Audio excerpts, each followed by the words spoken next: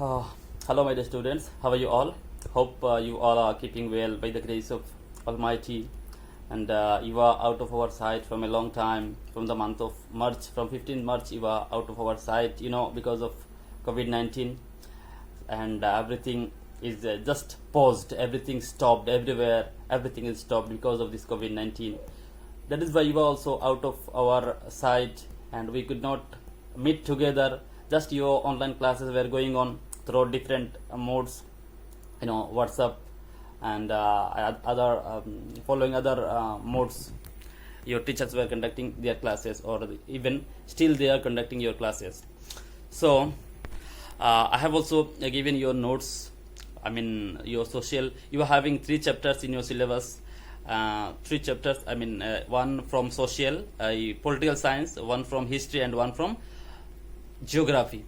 Question answers of all these chapters were given earlier.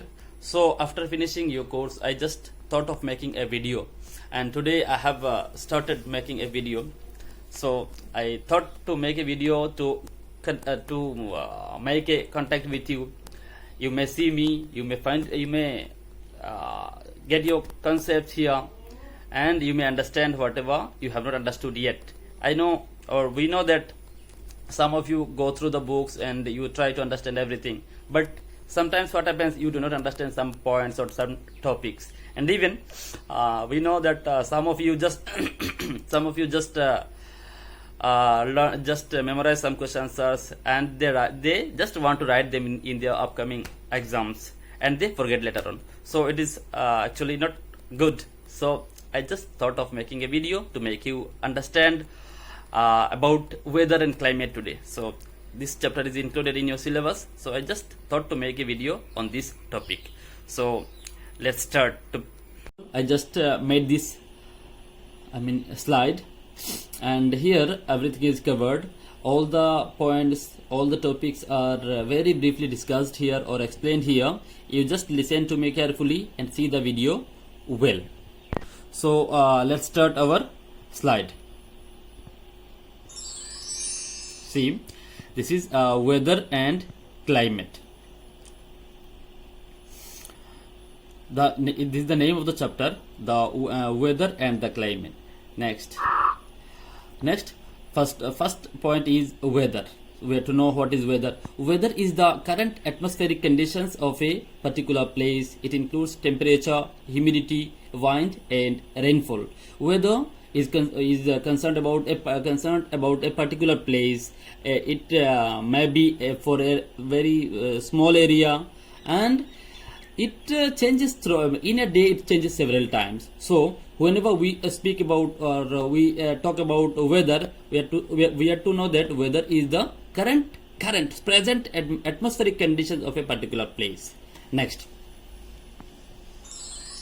that is climate. Climate is a bit different. Climate is the average weather conditions of a larger place for a longer period of time. Generally, weather, whenever we talk about weather, we know that it changes in a day. It changes several times. But climate doesn't change in a day, doesn't change in a month. That means it takes a long period, and it needs a larger place also. In small place, that means in a particular place you cannot say about climate. It needs a greater or larger place. That means climate changes in a larger place.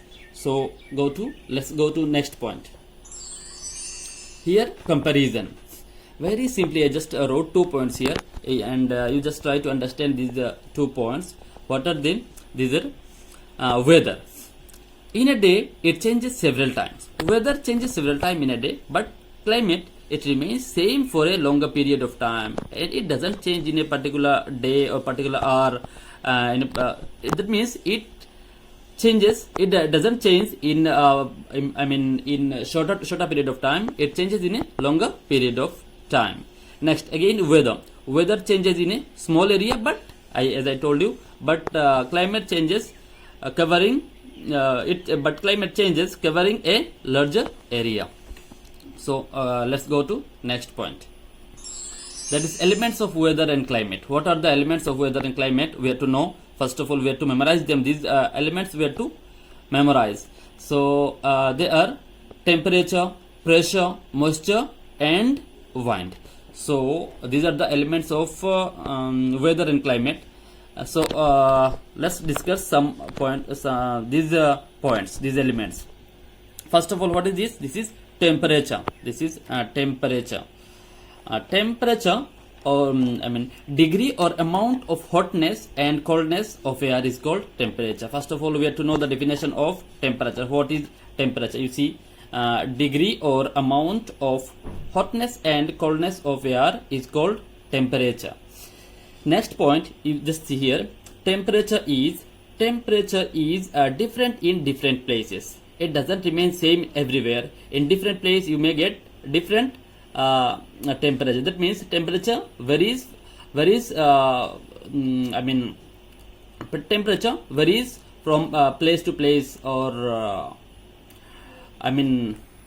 what I was to say, that is temperature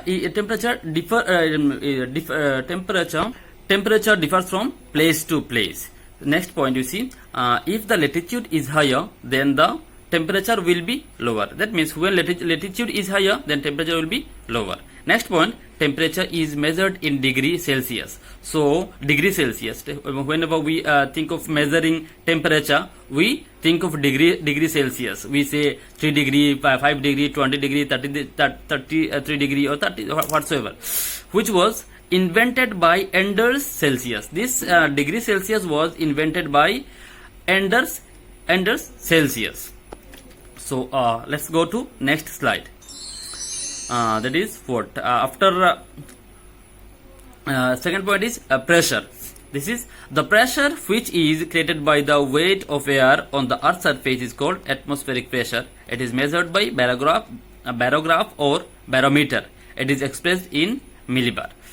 That means the pressure created by the weight of the air on the earth or on the earth's surface, that is called atmospheric pressure. And generally this atmospheric pressure is measured through measured by barograph or barometer. That is it's an instrument, and its name is barometer or barograph. It is expressed in millibar or MB.